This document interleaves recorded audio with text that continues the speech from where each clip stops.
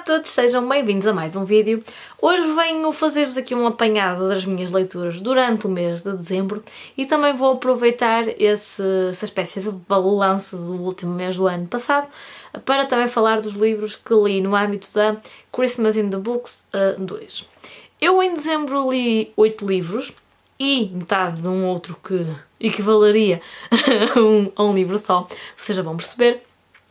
E foi um mês sobretudo de trailers, eu nem tinha essa noção até que escrevi o nome dos livros e alguns surpreenderam pelo positivo, outros deixaram assim um bocadinho a desejar. Mas pronto, já lá vamos.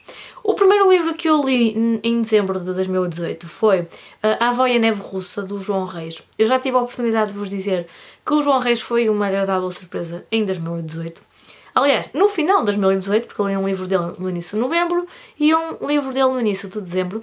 Ainda me falta pelo menos a noiva do tradutor e não ponho de parte um dia deste experimentar alguns dos autores que ele traduz de línguas nórdicas para o português.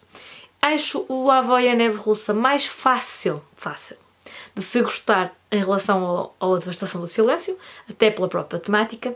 Eu fiz um vídeo algo baseado nesse livro, sobre a questão dos tradutores e dos ilustradores, mas a verdade é que acabei por não vos dizer muito a minha opinião sobre o livro. O que é que eu achei do livro? Achei que foi uma belíssima ideia pegar na questão de uma avózinha. Eu estou a falar deste livro com alguma ligeireza, mas o livro não é tão ligeiro quanto possa parecer. Então é um miúdo, não é? Que tem uma avó que viveu em Chernobyl, que respirou os ares de Chernobyl e que, como eu já vos disse no vídeo que fiz sobre o Voz de Chernobyl, um livro da Svetlana, as radiações, como vocês sabem, evidentemente, provocam efeitos no corpo humano com o passar do tempo. Não é uma coisa que nos afastamos e o corpo recupera sozinho. A avó, portanto, da criança, que é a personagem principal desse livro, então está a padecer das consequências não só da velhice, mas também das radiações. Ele adora a avó, com quem vive, aliás, e quer que ela continue com ele. E é assim quase a sua jornada para que isso seja possível. É um livro muito bonito, muitíssimo bem escrito e os livros da Elsinore, aliás, têm sido boas surpresas no geral. Portanto, acho que devo estar mais atenta a essa editora no futuro. O segundo livro que eu li, também de um autor português, curiosamente, desiludiu-me um bocadinho. Falo-vos do Luto Elias Grove, do João Tordo. Foi o segundo livro do João Tordo que eu li em 2018, e sempre. Eu tinha lido O Bom Inverno no verão, e quando li o Luto Elias Grove, toda a gente adora, e eu pensei que também ia adorar. Aliás, quando eu comecei a lê-lo, eu até achei muito... gostei muito do início, achei aquilo muito... autores que eu aprecio. E depois continuei a ler e o meu entusiasmo foi decrescendo, quando eu esperava que fosse o contrário, não é? E pronto, achei demasiado introspectivo, mas eu não extraí nada do livro. Estamos a falar de uma pessoa que vai viver por um sítio mais recôndito, digamos assim, num antigo farol, numa coisa assim fria, com poucos móveis, assim um bocadinho suja, no meio de uma população um bocadinho sui generis, e eu nem sequer sei descrever muito bem o livro. Não é só sobre o luto do Elias Grove, que é um dos senhores que vive nesta zona, mas, olhem, não sei. Eu só sei que não fiquei com muita vontade de ler um outro livro do João Tordo que é muito conhecido, e eu confesso que provavelmente não será em 2019 que eu lerei enquanto não ultrapassar estas duas últimas leituras. Não foram maus de todo, nem O Bom Inverno, nem o Luto Elias Grove, mas a verdade é que não foram tão bons quanto eu gostaria e esperava que fossem. Lá está a velha questão das expectativas. Depois li um thriller e este aqui foi sugestão da bibliotecária, de uma das bibliotecárias de Valongo. Mas eu trouxe o livro da Maia. Eu sei que estava em Valongo, não é? A ver a parte dos policiais, e a bibliotecária na altura apontou-me os livros da Sandra Brown e disse-me que era, dentro daquele género, uma autora que as pessoas requisitavam muito. E tempos depois eu fui à biblioteca da Maia e trouxe o Caminhos Sombrios. Não sei porque é que trouxe esse livro, e não outro qualquer que eles lá teriam dela. Trouxe esse, não sei qual foi o meu critério, mas a verdade é que é um dos que tem melhor cotação no Goodreads e tem críticas muito boas. Não vou dizer que adorei, que achei o melhor thriller que li na minha vida, não é, mas foi, ou seja, ele apesar de grande, podia ter ali menos um bocadinho de páginas, ele acabou por ser, nas alturas em que eu o li, que eu li assim com dias espaçados, ele foi até viciante e foi um livro até que me transmitiu assim uma sensação de frio, não só pela própria capa que ele tem, e por se passar no inverno, efetivamente ele passa-se na neve, mas não sei, a própria atmosfera do livro é assim um bocadinho gelada, vá, e eu gostei, não vou dizer que adorei, se esse é o melhor, provavelmente não vou ler Sandra Brown entretanto, não fiquei com vontade de comprar o livro para mim já a correr, talvez nunca, mas sim, há dentro do género, é melhor do que um outro que eu vos vou falar mais à frente e recomendo, embora não pensem que vai ser o melhor de todos, volto a frisar. O quarto livro que eu li em dezembro acabou por ser um dos meus preferidos do ano passado. Foi História de um Gato e de um Rato que se tornaram amigos, mais uma das fábulas do Luís Sepúlveda. É um livro lindíssimo, já vos disse isto, o título diz tudo. O título original também não é este, mas em Portugal adoram pôr estes títulos compridos nas fábulas do senhor e dizer tudo. Portanto, temos um gato, um rato, o dono do gato, e aparece um rato em casa e pronto, eles tornam-se amigos, não é? Não vou dizer mais nada, é só uma história de amizade, uma história de superar as diferenças, não é? Superação das diferenças, e eu gostei muito, achei uma história deliciosa e achar muita graça a minha gata ser amiga de um rato.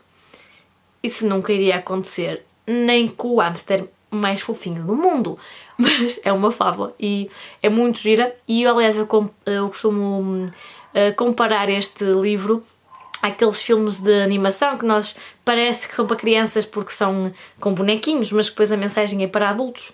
É o mesmo que acontece com as fábulas do Sepúlveda. O quinto livro que eu li foi o Escrito na Água, da Paula Hawkins. Eu comecei a lê-lo com a Mafalda, a Soberana na Noite, e eu só li o livro até ao fim por estar a lê-lo com ela e porque depois queria debater o livro com a Mafalda. Não achei o livro nada bom. Se fosse em 2019, com esta minha resolução de não ler coisas mais fracas, eu não o teria terminado. Eu não posso dizer que tenha sido um tormento, um suplício, já li coisas piores, mas também já li muitas melhores. Não gostei, achei aquilo fraco, não me prendeu, não é bem escrito, tem imensos narradores e uma coisa assim confusa, pavorosa e desnecessária, e o mais caricato é que temos vários narradores, não é? Mas parece que estamos sempre a ouvir a Paula Hawkins, não é? Pode ser uma criança e referir-se aos adultos como pessoas mais velhas, pode ser um homem a falar no masculino ou uma mulher a falar no feminino, mas a voz, percebem? É sempre a mesma, é sempre a mesma autora e não como se tivesse vários narradores. E isso poderia ter sido muito bem conseguido, mas não foi. E depois a Paula Hawkins tem outra coisa, é que eu consigo, se não acertar no assassino logo à partida, como aconteceu com o Rapariga no Comboio, depois acabo por pelo menos conseguir limitar o número de suspeitos e estar lá muito perto. É a segunda vez que isto me acontece com a Paula Hawkins e minha amiga. Dificilmente vai acontecer numa terceira, porque não. Um outro thriller, desta vez foi o livro da Karen Slaughter, o Sabes Quem É? Eu li-o em conjunto com a Dora e nós fizemos uma coisa que foi assim um bocadinho arriscada. Nós lemos o livro começámos a lê-lo, aliás, poucos dias antes do dia da live, que a Dora e a Maria João Covas iam fazer sobre esse livro, para o projeto delas, e como o livro era gigantesco, tínhamos poucos dias, acabámos por ler muito em pouco tempo, não é? Eu lembro que num dos dias eu li para aí 200 e tal páginas, foi assim uma coisa absurda. E acabei de o ler às 3h30 da tarde de um sábado e o direto era às 4, portanto foi para ali mesmo, com a minha opinião, a quente. É um livro muito grande para depois não ser tão bom assim. Eu já tinha lido o Tríptico, já vos disse que eu adorei, que lhe dei 5 estrelas e espero que vocês agora em janeiro, que é o livro do projeto para este mês, que vocês gostem do Tríptico, senão vão-me bater, porque eu passei a vida a elogiá-lo. Mas este, Sabes Quem É?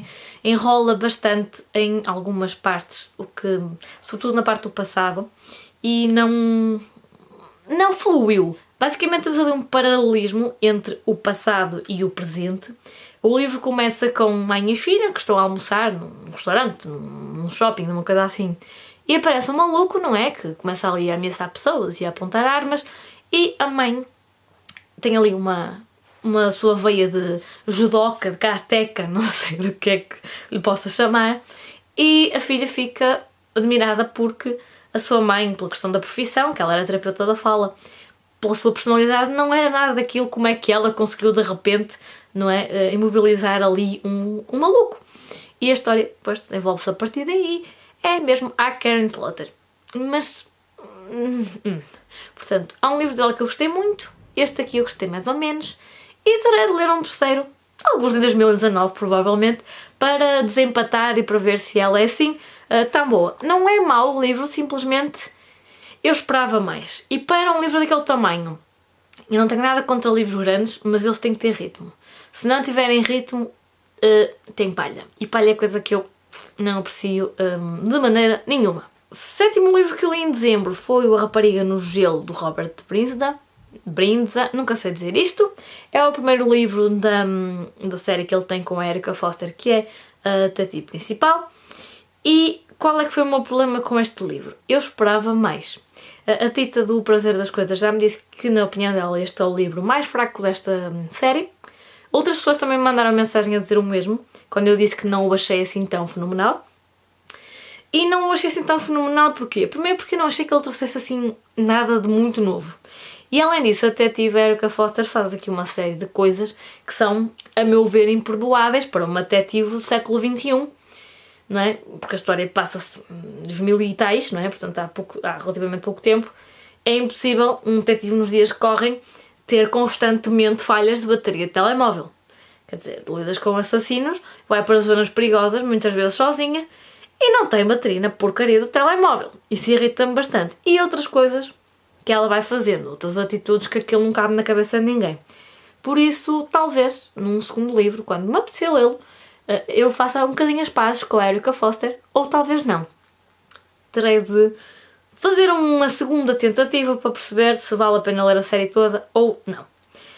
Por último, eu li o Persepolis, que é uma graphic novel eu nunca sei pronunciar isto direito, Marjane Satrapi, não sei pronunciar isto, ela é franco-iraniana, Satrapi nem sequer é o nome verdadeiro dela, e eu vou fazer um vídeo só sobre este livro porque eu efetivamente adorei-o. Eu não estou a dizer as estrelas que dei a estes livros, mas basicamente dei 4 estrelas ao Avó e Neve Russa, 3,5 ao Luto de Elias Grow, 4 ao Caminhos Sombrios da Sandra Brown, 5 ao livro de Luís Sepúlveda, 2 ao Escrito na Água da Paula Hawkins, 3,5 ao Sabes Quem É, da Karin Slaughter, 3,5 ao A Rapariga no Gelo, do Robert Brindza e 5 estrelas, portanto, ao Persepolis. Eu li também metade do livro, do primeiro volume do Senhor dos Anéis, A Irmandade do Anel, que estou a ler muito calmamente com bolachas. Nós estamos a fazer aquilo mesmo muito descontraídamente. Só assim, em jeito de resumo, do Christmas in the Books eu não cumpri os desafios todos, como eu esperava. O Christmas in the Books era de 20 e tais de novembro até 6 de janeiro. Portanto, como devem calcular, a maioria dos livros que eu li são livros que eu acabei de vos referir, portanto só vou dizer os nomes, e apenas um que eu li agora no início de janeiro. O primeiro desafio era Árvore de Natal, livro que tenha no título as letras da palavra Natal. Eu tinha ponderado ler O Último Minuto na Vida de S, do Miguel Real, que não li. Li antes, e este foi o primeiro livro que eu li este ano, spoiler já para as leituras de janeiro. Foi um livro do Stefan Zweig, não sei pronunciar aquilo, o senhor é austríaco, e o livro chama-se 24 Horas na Vida de uma Mulher. E é uma novela, no fundo, e tem as letras da palavra Natal no seu título. O segundo, Prendas de Natal, um livro que oferecias a alguém. Tinha escolhido inicialmente o A Mulher com 7 Nomes, não li, nem sequer peguei nele, mas daria sem sombra de dúvida a qualquer pessoa o livro do Luís Sepúlveda, porque, aliás, este e qualquer fábula dele, porque ele nunca desilude. 3. Bolinhas, um livro que tenha as cores da tua árvore de Natal. Este eu não completei, tinha posto o primeiro volume do Senhor dos Anéis, A Irmandade do Anel, e só li aproximadamente metade do livro ainda. 4. Sinos, um livro que se passe no Natal ou no Inverno. É o caso do Caminhos Sombrios, da Sandra Brown. 5. Candy Cane, um livro que te aquece o coração. A Avó e a Neve Russa, sem dúvida. Era o meu plano inicial e consegui cumpri-lo. 6 fitas. Ou o 25º livro da tua estante, ou o 25º livro da estante do teu último nome na biblioteca. Eu tinha posto aqui o Este País Não É Para Velhos, também não peguei nele. Não é? Escusado será dizer.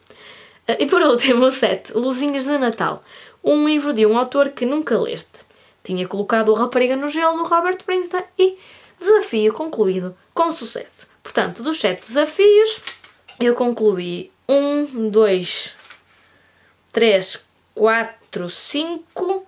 Até foi mais do que eu pensava. Um sexto que ficou a meio e um 7º desafio que não comecei sequer, que foi o Este País Não É Para Velhos. Claro que os outros que consegui, alguns foram trocados, mas isso a gente já sabia, não é? Já estava à espera e até correu melhor do que o que eu estava à espera. Pronto, por hoje é tudo. Eu vejo-vos no próximo vídeo, que será sobre o Persépolis, quer o livro, quer o filme. E até lá, portem-se bem e boas leituras. Deus!